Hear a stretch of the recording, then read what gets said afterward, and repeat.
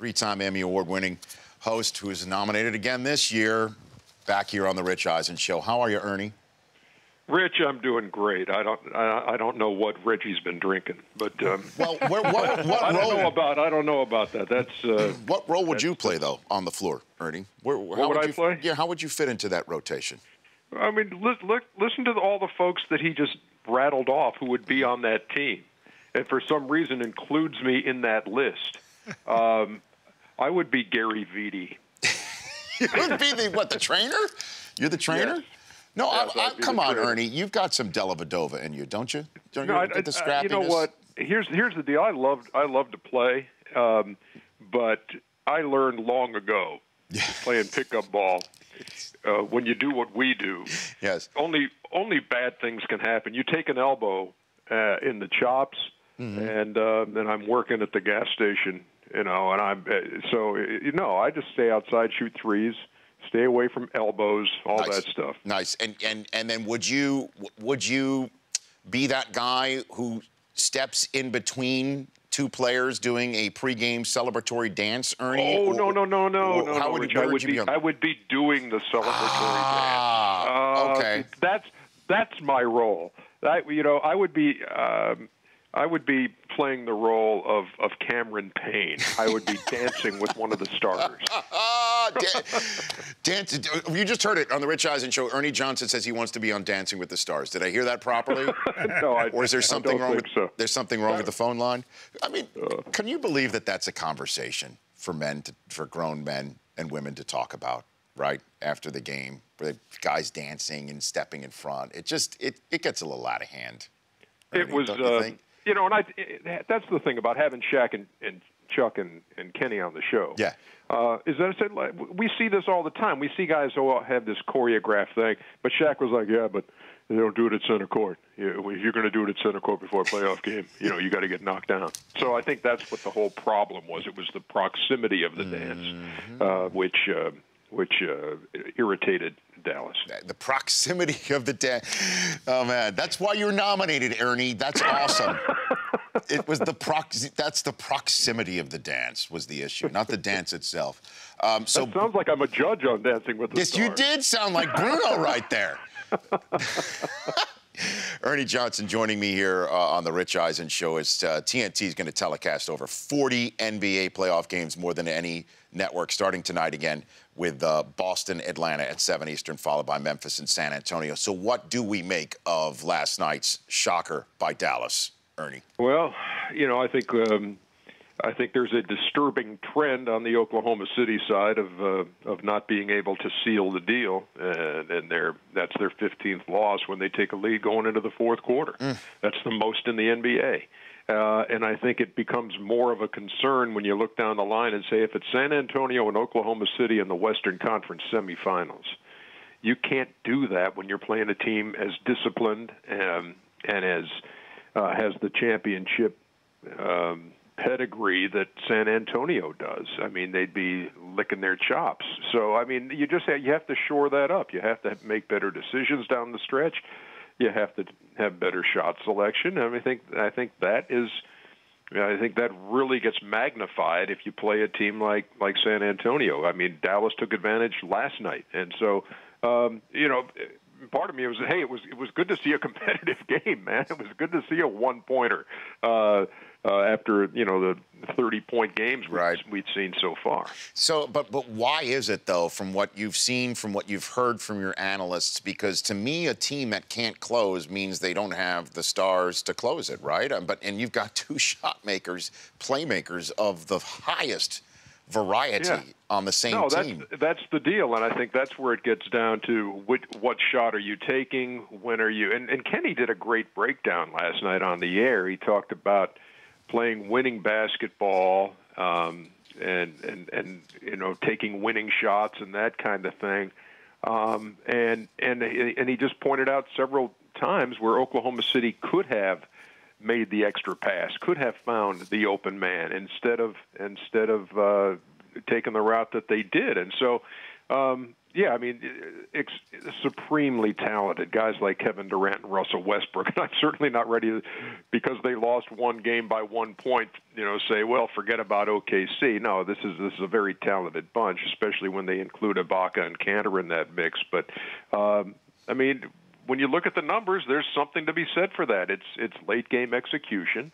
And that's been something that's troubled them. So our poll question today, Ernie, is simple, a yes or no question. Should Steph Curry sit out the rest of the series for the Warriors? What do you say?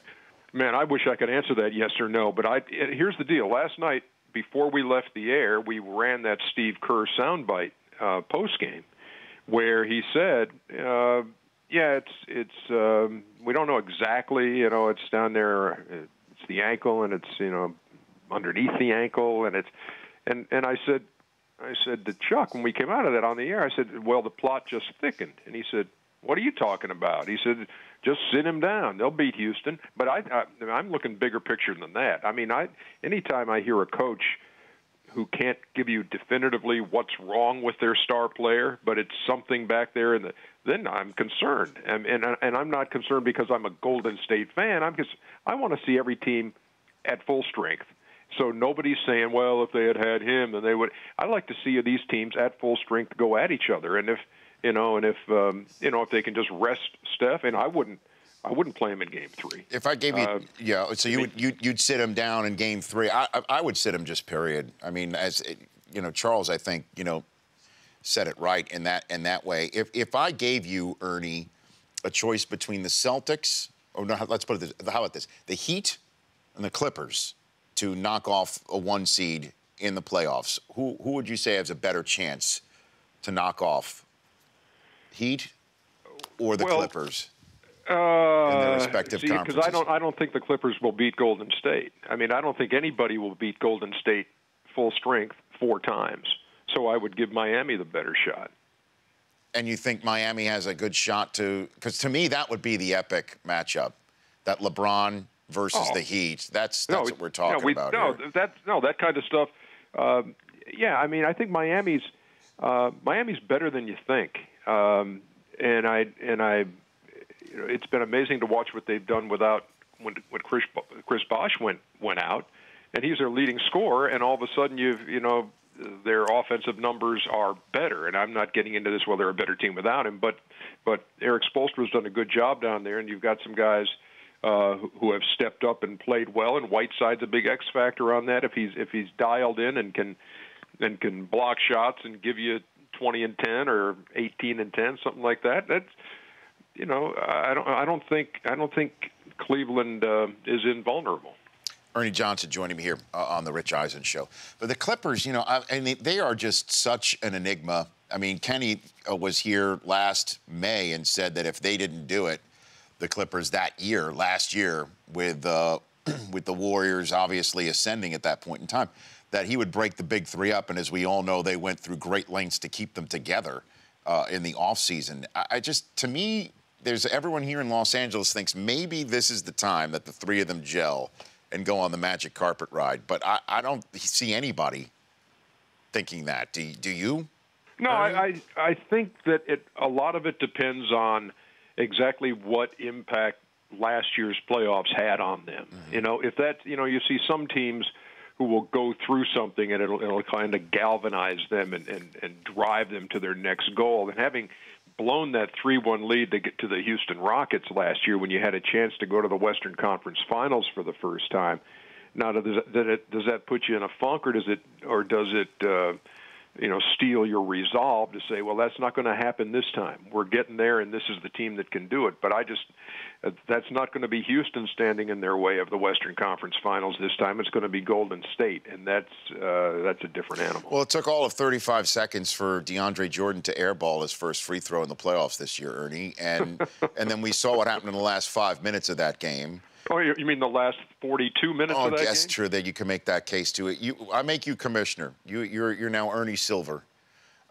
Do you implement a rule change for this? Because it does not seem to be much of a groundswell. As a fan, it's unwatchable. It's got to stop this sort of business. Here's the deal. And I think I know you can't. The message you're sending if you change the rule for a couple of guys is is not a good one. But a couple of guys it's beginning to branch out. You know, it used to be just a Dwight Howard thing or a DeAndre Jordan thing, and now, well, it's in part it's an Ed Davis thing now. I think now teams are looking for that guy on the other side. Well, you know, let's try this, and I'm with you as a fan. You can't watch it, and so. Do you put a limit on something like that? Is that a possibility? Can you say, look, you can do that twice, but after that, it's going to be technical and it's going to be the ball. Going back and forth the other night in a 20-point game. Dreadful. Please, come on. There's got to be something, and I think you can tinker with that part of the game without sending the message that you don't have to learn how to shoot your free throws. There are always going to be bad free throw shooters in the league, no matter what you do. But this is very, very that's very tough to watch. If you're trying to market that game and you think of the games are going to come down to that grinding halt, that's tough to watch. Yeah, at one point DeAndre made one of two shots, Ernie, to keep it a 6-possession game. That happened. I was there. Yes. I physically watched that with my own 2 eyes. And the crowd roared and chanted MVP. Oh, well, that was for Chuck the Condor, believe it or not. That's very odd. Ernie, thanks for taking the time. It's great chatting with you always. It's always a pleasure, Matt. Thanks for having me. And congrats on the well-deserved nomination again. No, thank you very much. I appreciate you. You bet. At Turner Sports, EJ Ernie Johnson. The Rich Eisen Show, weekdays at noon Eastern on Audience.